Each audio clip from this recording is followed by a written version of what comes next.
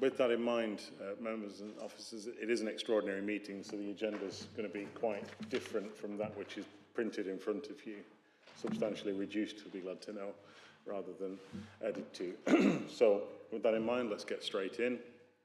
First of all, do we have any apologies for absence? Councillor Repton. Thank you, Chair. We've received apologies from Councillor Cuss, Paul Stone, and through the committee, Councillor Repton. Thank you. Now, the next item on the agenda is an absolute formality, which we'll come back round to later on in the agenda, but this is to introduce a late item. The late item that will be introduced will be the cusp of what we're discussing today, but as a formality I need to introduce it now, and we'll come back to it further down the agenda after the discussion in point 6. That won't be the last change to the agenda, so put your hands up if I'm changing it too much. So the late item then is that audited financial statements for the year ending 31st of March 2024, which is late on the basis that accounts needed to be signed off by the national backstop dated 28th of February, and that the external audit report had only been received shortly before the agenda. Now, I'm not proposing that we discuss that now, I'm proposing we discuss it in line with item 6 of the agenda because it's very relevant at that point. In fact, that's the only point that's going to remain after the agenda call. Next point, do we have any declarations of interest? Thank you. Okay, rattling through. So, items number 4 and 5, which are the previous 2 minutes of regular meetings, we won't discuss those today, we'll take them into our next regular meeting, and today we'll focus on the accounts. Which brings us then to the main feature today, given that item 7 will also be moved to the next regular meeting, the only item on our agenda, which is point 6, which is the report from external audit. Now, there's a lot to take in. I've seen the size of these packs, and I know it's been a lot to take on and read through, so thank you for that. If we deal with these in order, we've got, first of all, in relation to item 2, which was the late item, we have the report from internal. Let's take these one at a time, members. So, in the agenda pack, we have item 6, Appendix 1, which is the Audit Strategy and Completion Report. Now, this is the one that you have with you, which is branded by Mazars. It's blue background.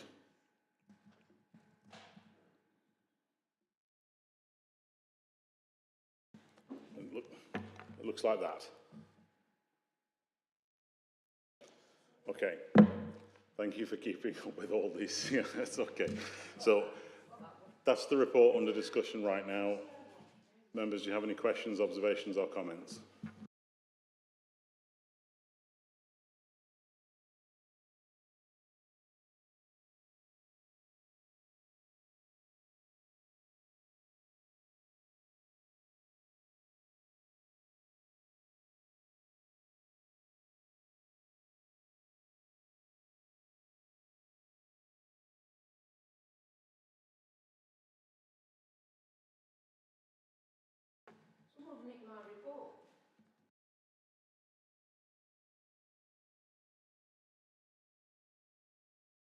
We weren't planning on theft as a risk for today's meeting, were we?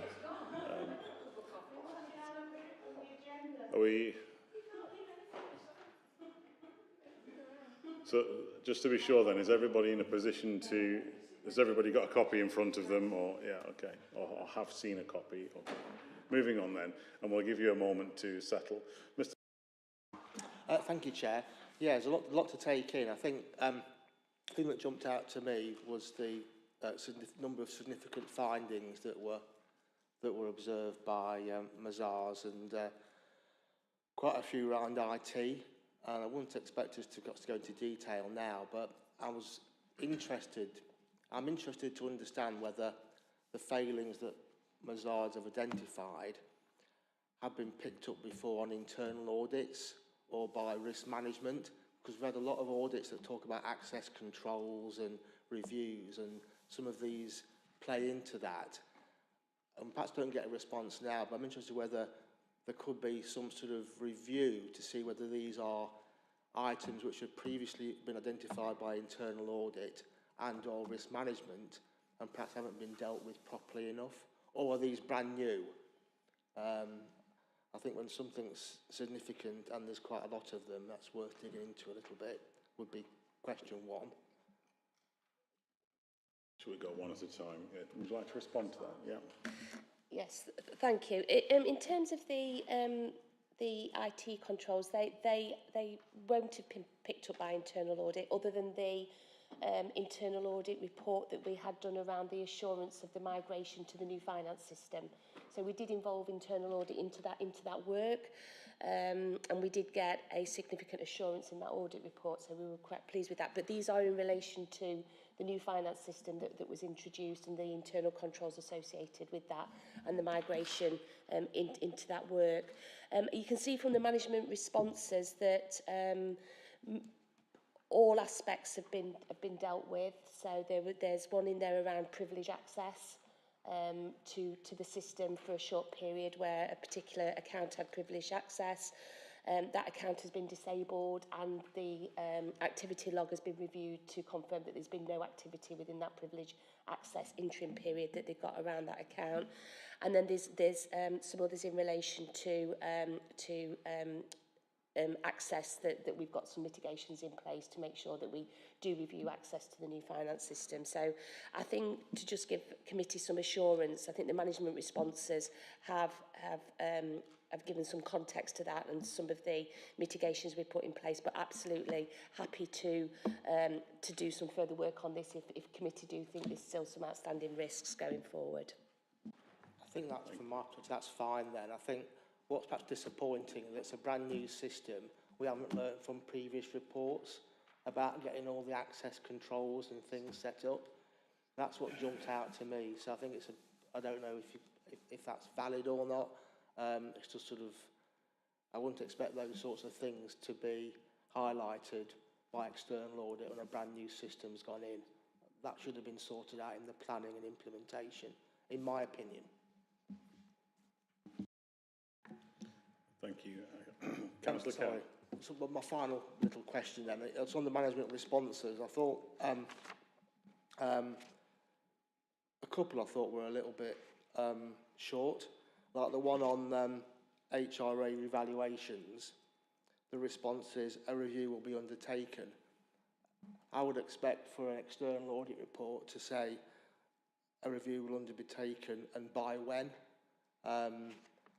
And there's somewhere it just sort of says noted. But that doesn't tell me whether we agree with the findings or not, and whether we're going to actually sort them out. So maybe it's just my interpretation of the words, but certainly, you know, a review will be undertaken. Well, I'm keen to know when that review will be, and will we find out the findings of that review, which might be significant.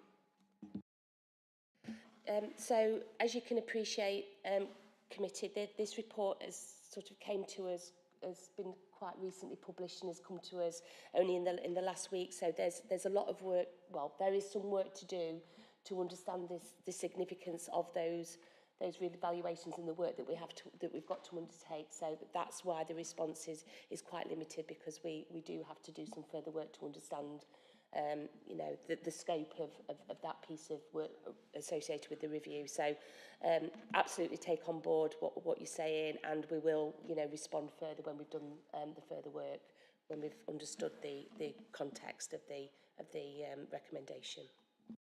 Okay, thank you. Final point then from me, and I'll shut up. It might be one for Mazars. On page 36 of the report, which is page 54 of 161 in the pack, on page 36, there's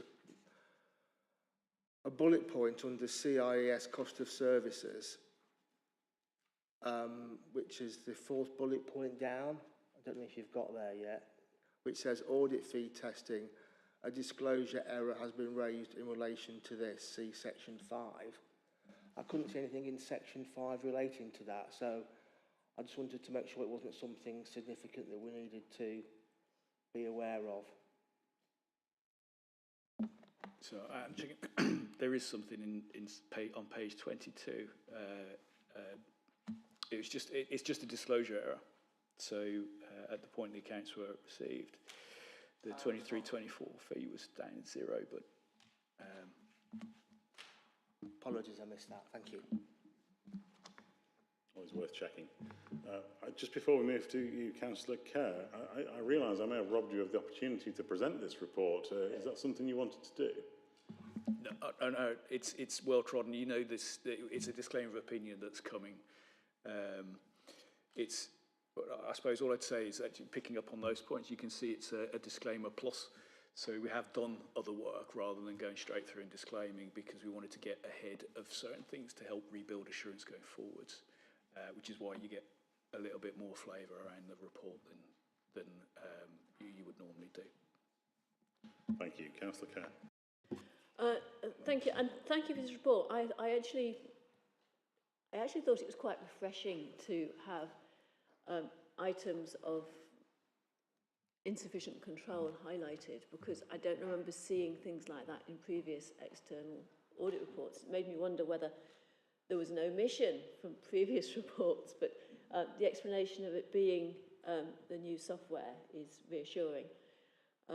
Both that problems have been picked up and dealt with, and the reason for it. Has that been fed back to the suppliers of the software? Because obviously it's something which they may be happening in other authorities, other users of the software as well. It's my first question. I've got one or two other points. I think it's more around the local configuration that we've had here, Councillor Kerr, and the way that we've actually operate the system. So I don't think that's necessary. Okay, that's fine. I liked some also within this report, some of the comparison statistics and the graphs. I'm somebody who likes graphs. But having had a whole set of graphs with zeros, we then have one with a raised 0. And I think that's a bit confusing when you've just had... So if we could have some consistency on that, I think it would be helpful for easier, quicker readership.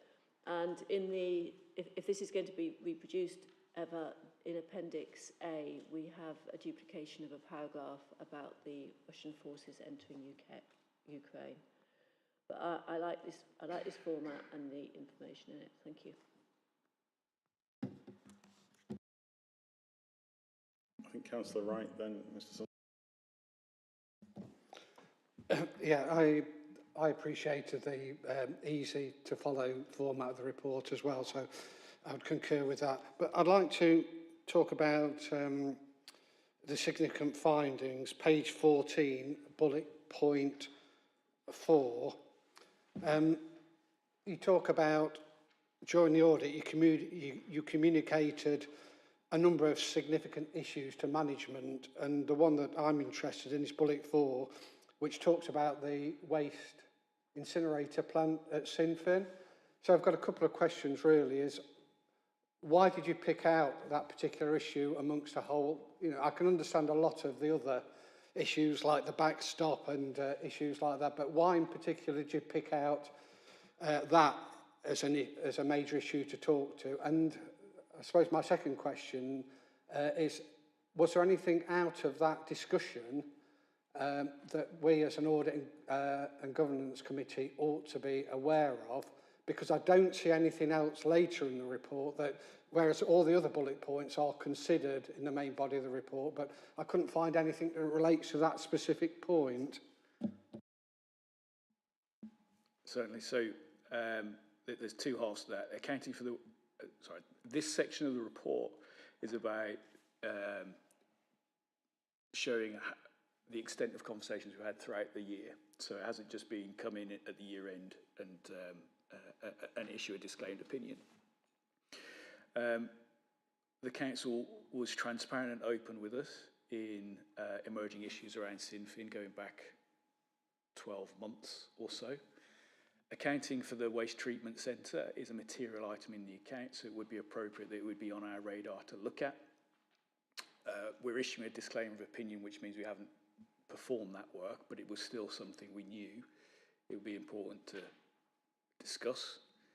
And obviously the vote of no confidence in the leader is a matter of governance. It is tied up, and it's actually mentioned in the next report.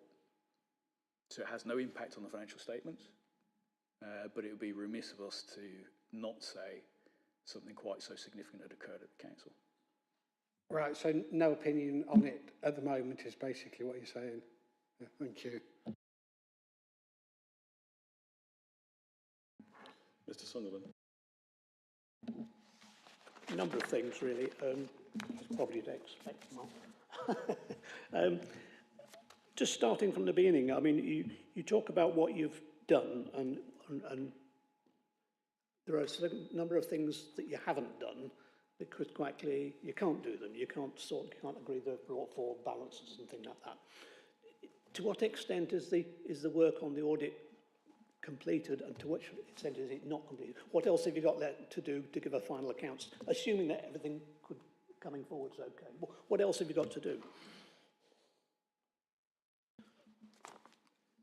Sorry, do you mean on the 23-24 accounts? Yeah. Okay, so probably about 60% of the audit incomplete. Yeah. So there's a lot across everywhere, far too much to cover everything. Okay, so moving on to materiality and things, and your materiality levels of 1.5% and everything like that. I wonder what the basis of the materiality percentage is, and on this little statement on page 12 of your report, you've got clearly trivial, and which I know that is specific materiality senior officer remuneration £10,000. I'm just wonder where that figure comes from, because I've seen final accounts of another authority in Derbyshire which is significantly smaller than this one, and their figure on that thing was £20,000. I don't think their chief officers have paid twice as much as they are here, but I just wonder what the basis of their materiality levels are. So the overall materiality of is based on a judgment that we've done based on some of the work that we've performed in planning procedures, to give us an understanding of the underlying control environment, including detailed level controls, and essentially it comes down to the judgment that typically for a council this size, you pick between 1% of gross expenditure and 2%. So this kind of falls somewhere in between. Yeah. And in terms of specific materiality, again, it's a judgment call. We would come in and look at the most senior officers. If a member of the public saw their pay was incorrect by £10,000, we just think that's something they'd be very interested in. So the fact that the police authority is calling it £20,000 doesn't mean the policemen have paid twice as much. It just means that the call is... That's their auditor's That's their auditor's opinion, yeah. Just moving on to significant visions, and we've already touched on some of these issues. I mean, obviously they're obviously being dealt with as we go through. Sorry, where have I got to? No, that's it for now. Yeah, thanks. Oh, sorry. So the accounting treatment for the waste disposal thing, is it the same? Have you agreed the accounting treatment with the county, and are you treating it the same way in the same county? Because that's reasonably important, I would have think. That's perhaps a question for Alison, really. I mean, obviously, we have been in dialogue through the course of the period with county around those, but ultimately it's for county and their external auditors to agree their way of their accounting. We're confident with the way that we've accounted, and as Mark said, we've had significant conversations through the year. So the accounting are similar. But obviously they will have to go through, as I said, their external audit process to be able to give the assurance that they've accounted for it correctly as well. But you've had the discussions and you've come up to a conclusion which Mark has seen, and you can't put a stick in a box, can you? But okay, thank you. I'd just like to raise a couple of points for assurance myself. I understand why it's disclaimed. I think we all understand that. But equally that means that there's no assurance.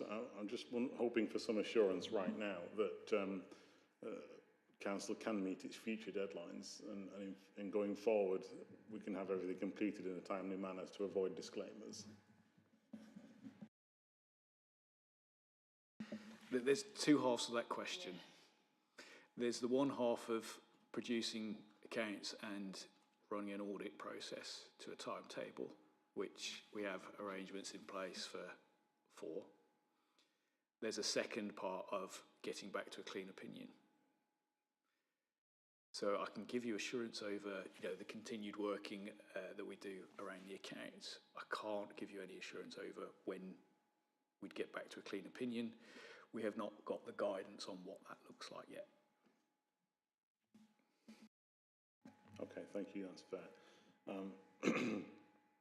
Also now, considering the value for money, financial stability and value for money, and the weaknesses look good, but there are ongoing concerns about financial planning and budget development. So what's the council doing to ensure financial resilience given the wider financial pressures on local authorities and potential changes right on our doorstep? Obviously, that's part of the medium-term financial strategy that the council has approved in November of last year, and is part of the medium-term financial plan that we've got going to full council tomorrow. And as part of that plan is consideration for financial resilience over the medium term, and they're documented in those reports. Obviously, as featured in the external audit report, it is a concern for the city and for the sector going forward. And I think we've got the support from external auditor that strategy in terms of financial resilience and prudence and replenishment of reserves is the right strategy for going forward. Okay, thank you. So just for my clarity of understanding then, what qualifies as short term if we're looking at the medium term risk on that? I think in setting a balanced budget with an appropriate Section 25 statement tomorrow, Cabinet will give us that assurance. Okay, thank you. Quick question about audit fees and additional costs. So the scale of audit fee, £374,000 with an additional 39,000 for IT audit specialists and valuation experts at 13,000, not insignificant. I wonder if the council could improve the financial controls to reduce the additional audit costs in future years.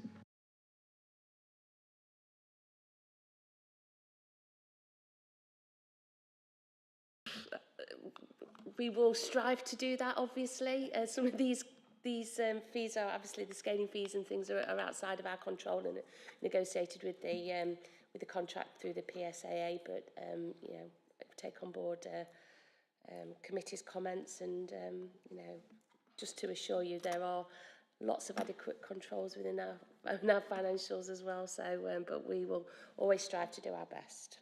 Okay, that's all we can ask. Thank you, Mr. Just on the audit fee, I mean, that's the figure there. In the accounts, there is nothing in the accounts for the audit fee for 3-4 at all. Is that because they've not been agreed, or what? Because the accounts for 3-4 have a 0-0-0 in them. Sorry, we have amended the accounts for the audit fee. Not on the latest ones, you haven't. Well, the one I looked at yesterday.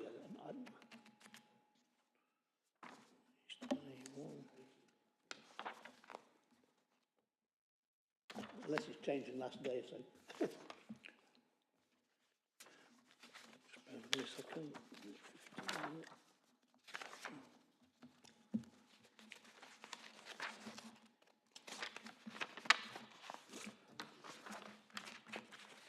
Hang on, I can't remember.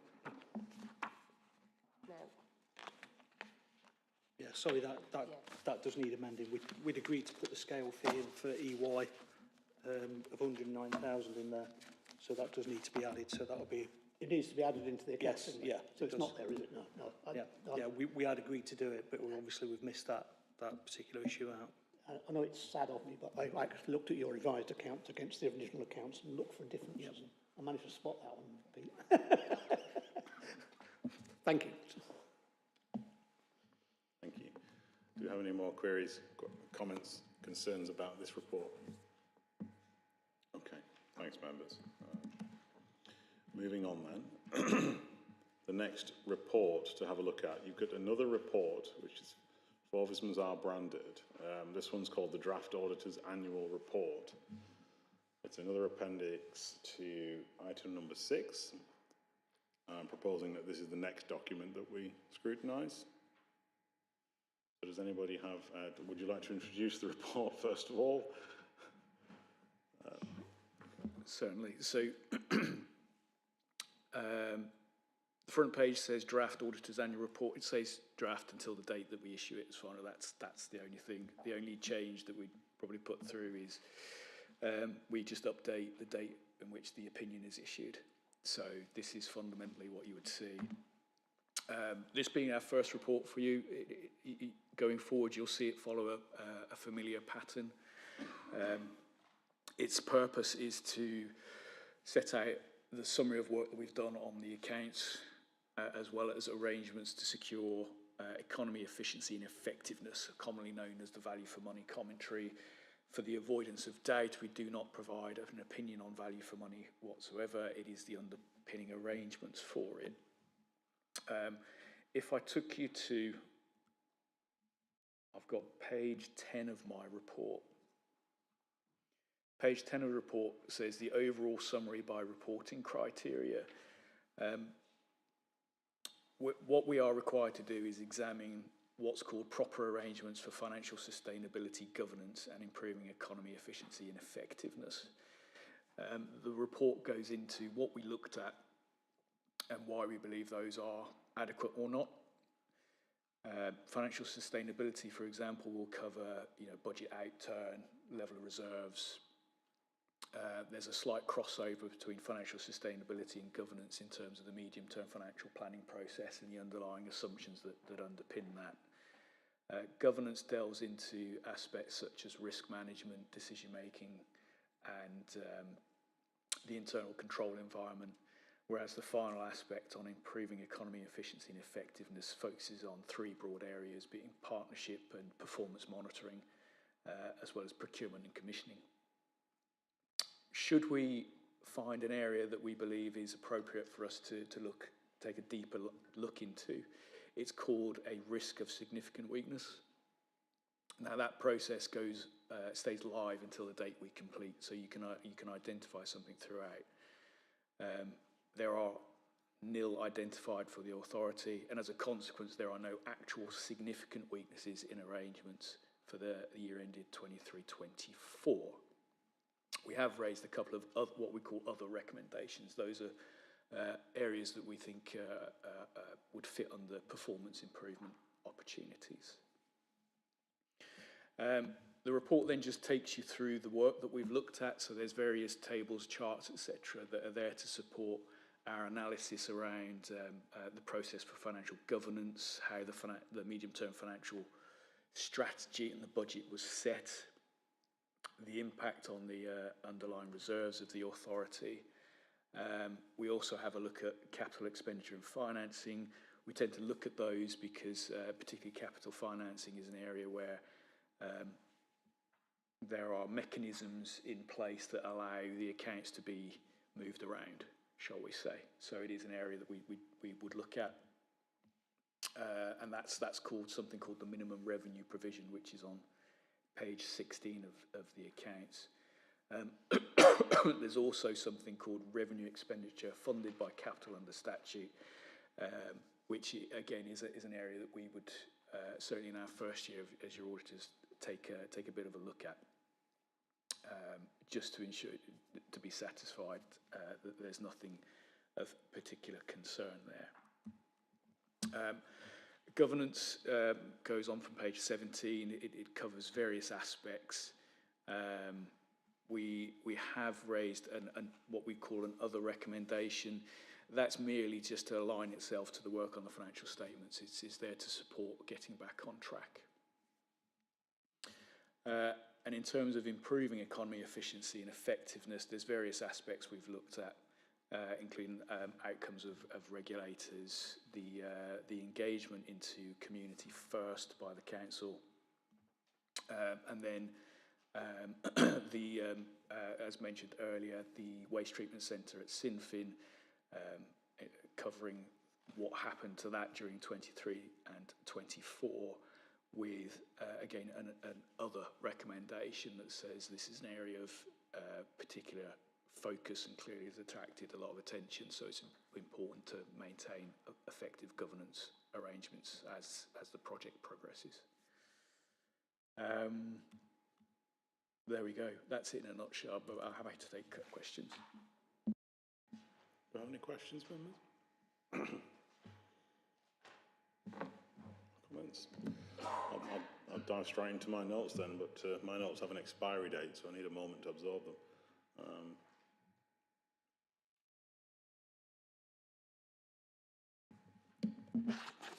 So in terms of the budgeting, you've reviewed the budget setting process.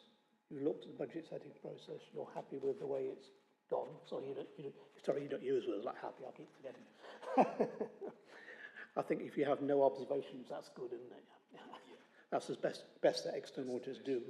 They never say anything is good or right, correct. I know from experience. So you looked at the cabinet. In terms of balances, do you have a comment on balances, the level of balances, is that adequate or not? We have a view that the level of balances do not pose an immediate risk to financial sustainability. It is obviously, it's part of the Council's medium-term financial plan to put back into balances because ongoing use of reserves is not a sustainable mechanism. Yeah. Yeah, I mean, as I understand it, there is a proposal to put money back into balances, which to restore them to some sort of level, whatever the adequacy of that level is. Do we know what that level? So is Alison saying that the level at the moment is adequate or not adequate, or you want to put stuff back to bring it back to an adequate level? I mean, I'll just comment on your opinion on the level of balances. So as part of our proposed budget, if it gets approved tomorrow evening, we will be putting £10 million back into reserves next financial year and just shy of 12 million over the medium term. For next year, that takes the general fund balance to around 3.8%. My recommended level is 3 to 5%. So we're just above minimum and have still, would like to see that increase over the next 2 years. But it's at adequate levels for next financial year. Yes, it's slightly lower than you would ideally prefer. Yeah. Thank you. So, I mean, you might have touched on this, but so in the value for money findings, page 6, for anyone who wants to follow, just an outright question: has the council been using reserves to plug budget gaps, as it would appear from the page 13, the table on revenue reserves?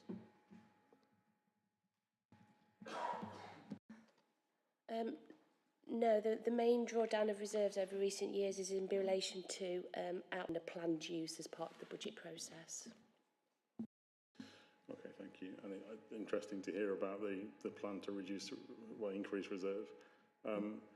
Also, the capital financing requirement increasing to 790 million. What effect does this have on borrowing capacity and financial flexibility?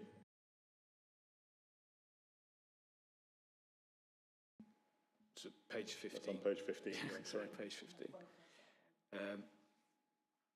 I don't think it's explained in here, but the council has a potential borrowing limit set through the annual treasury management process, which ensures it operates within that.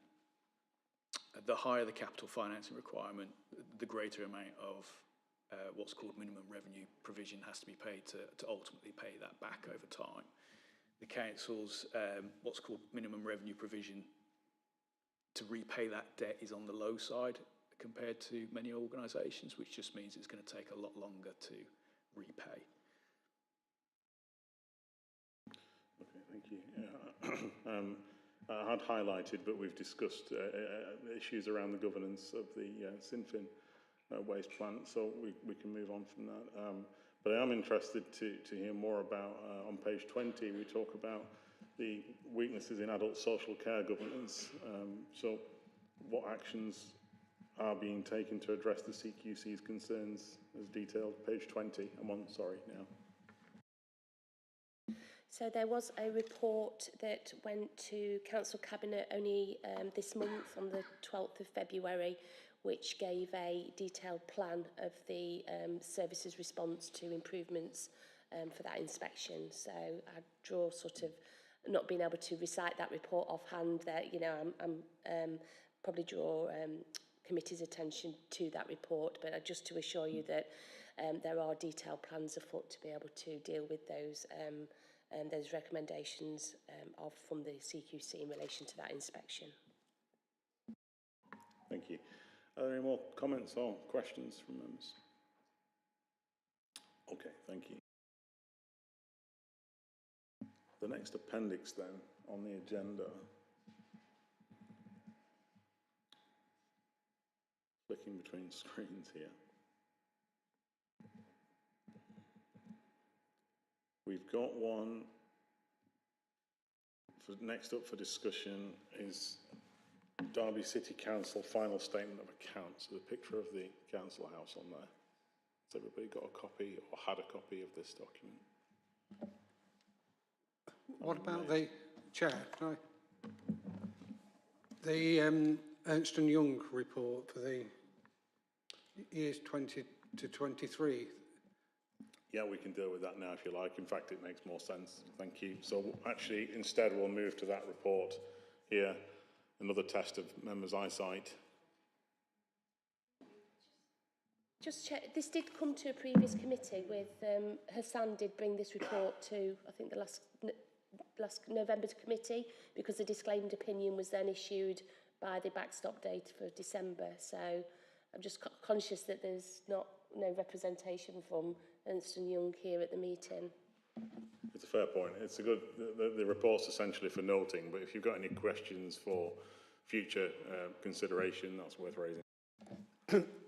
Yeah, just one point, because it relates to the point I made on last year's accounts. In conclusion, for improving economy of value for money efficiency, i.e. the value for money report, Ernst Young stated that the council will need to carefully consider, with input of appropriate legal, financial and professional advice, the value for money arrangements for taking forward the agreed option in respect of the waste treatment centre. So basically they're saying, and then they go on to say, notwithstanding that recommendation, that based on the work performed, the council had proper arrangements in place for the 3 years that they audited the accounts. So I see that as a signal to the council that we need to be assured that these proper arrangements are in place. And the reason I bring it up is because obviously we've just heard that there'll be, it's one of the areas that the current external audit will be looking at. We've also tasked internal audit to look at this, and that we haven't had an update on that report recently. Well, I don't know where that stands in terms of where we are in terms of the cycle for internal audit. And it just seems to me that there's a large degree of choreography that needs to take place. So with external audit, internal audit, and this is a major issue for the council, major risk moving forward. And I'm just conscious that as an audit and governance committee, it's moving further and further out of sight and further down the road. So really, it's a question, I think, for us as a committee, is where do we think this sits in our priorities? And if we think it's a high priority, I think we ought to be getting to grips with it and bringing forward the internal audit and making sure that the internal audit liaise with external audit to make sure that we get a comprehensive view of where we are. Not sure that we might have to take that question offline and come back to you, but it's a fair point. Thank you. Yeah, we will do that. Councillor Kerr. Thank you. One of the things that Ernst Young highlighted was concern about Derby Homes' audit. It's got a bullet point on their unnumbered page in the executive summary.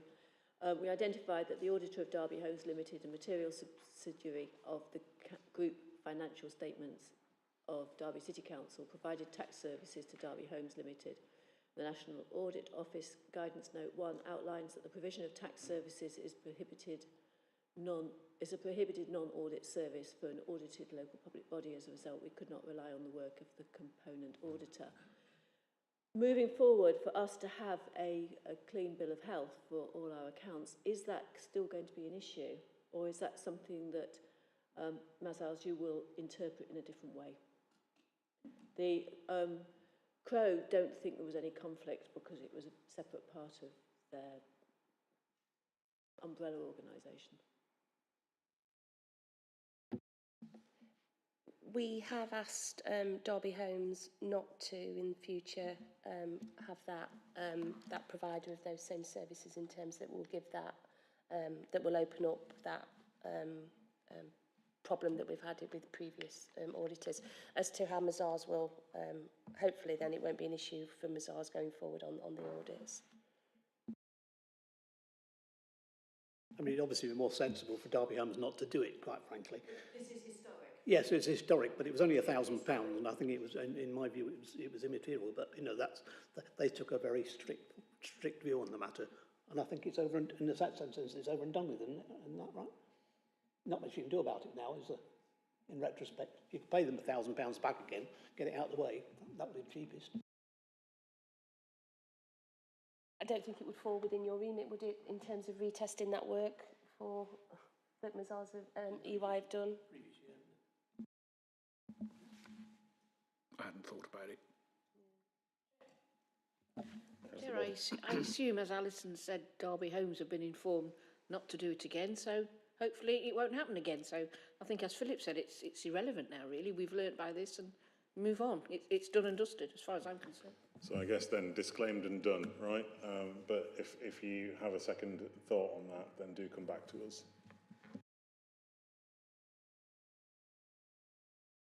Are there any more comments about the EY report? Okay, well, disclaimed and done is the catchphrase then. Okay, just to conclude item 6, then on the agenda, we've got, let's move to the annual governance statement now, which has been included for information. This is something we've seen before, so if there are any questions, we can deal with them, but it's essentially, once again, for noting. So are there any comments or questions, observations? Looking good, okay. I'm glad you've picked that one up, Councillor Wright, because that's the one we're just moving to now. Yeah, thank you. So now this is essentially what was the late item on our agenda. So this is essentially the council's response to the work done by external audit. So I'm happy to. Does anybody want to present this? Thank you, Chair. So these are the actual final accounts that Mazars have audited. Obviously, it's in the backdrop of the disclaimed opinion that we've talked about extensively. There's probably 4 things in there that have changed since the draft that was published back in August. The first one, take each one in turn, is the cash flow analysis on page 22 and the notes in page 122 to 123.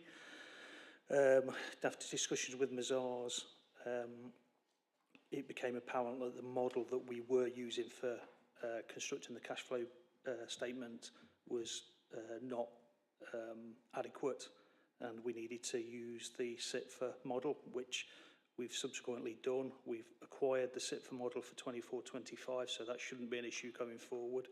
It's really a question of presentation of the cash flow rather than actual the actual cash balance hasn't really changed. It's the analysis of how we've utilised cash.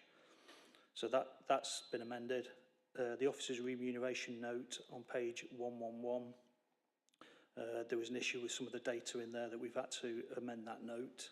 So that's been changed. The external auditor's fee on page 71, I think it was, which we've just discussed, will need to be updated. And then the only other change is on page 120, we were carrying a contingent liability in respect to the waste plant, but now that we've paid the fair value for it and the issue with the county's kind of been resolved, we've taken that contingent liability out.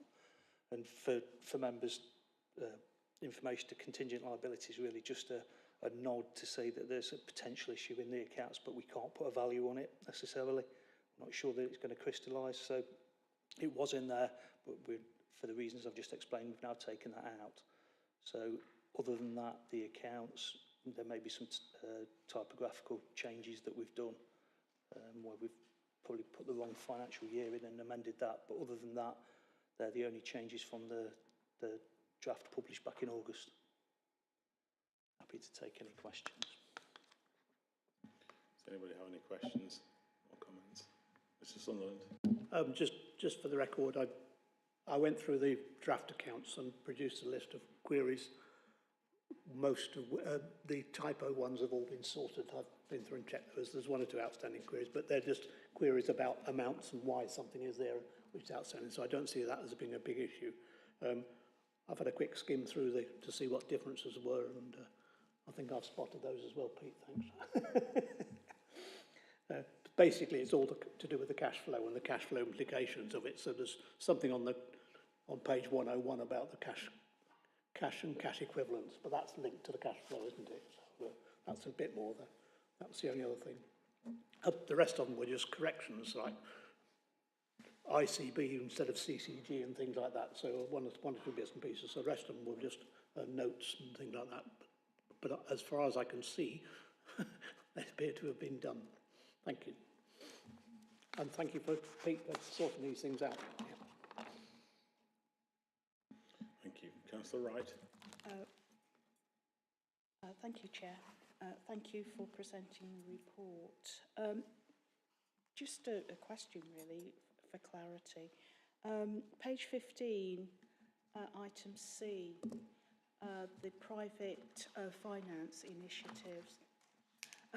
Mindful of the discussion we've just had in relation to value for money, is it still the case that these schemes and contracts and agreements remain value for money for the council? Thank you, Chair. We are in contract, so they're long contracts. Some of those contracts are coming to an end in a number of years. We're coming towards the end. I think one is 4 years' time. Is the group schools one is due? So we are actually working on what those post-contract arrangements look like, post-PFI contracts, to ensure that we do get value for money with whatever we do going forward. So it's amazing how quickly these contracts do come around, isn't it? Making me feel really old. But just to assure committee that we are working on post-contract arrangements.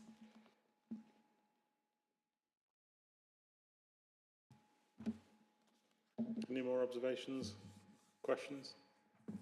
Mr. Dolman. Thank you. This is just perhaps for the future. It'd be really helpful to try and get the draft accounts. This is the first time I've seen them was Friday evening when they arrived in my inbox, and without getting a paper copy, I cannot do 160 pages justice on a laptop. So I can't really add any value to this, but having a paper copy of draft ones in advance to go through and then a further copy nearer the date would be really helpful to try and add value to that discussion.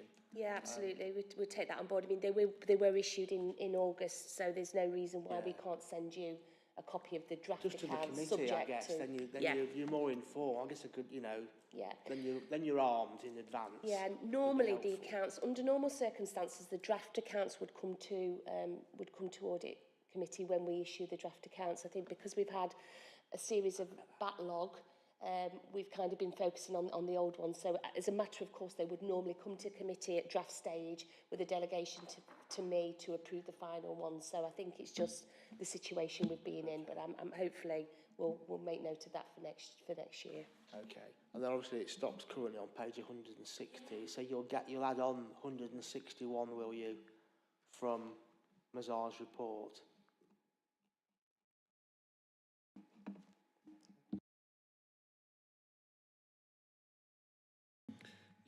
that's something we can take care of at member support by post, I'm afraid.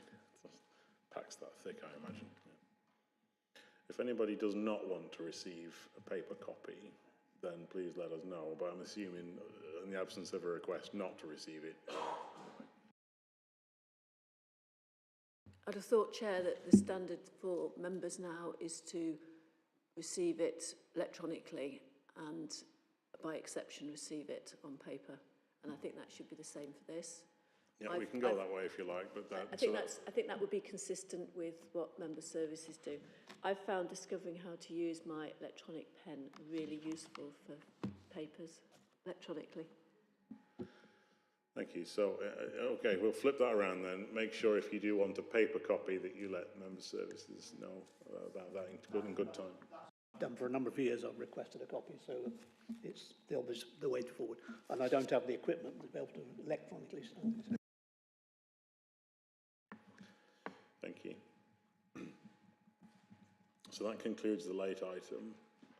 And the updated work programme we will not discuss until the next regular meeting, which is Wednesday the 25th of March, and that therefore concludes this morning's meeting. Yeah.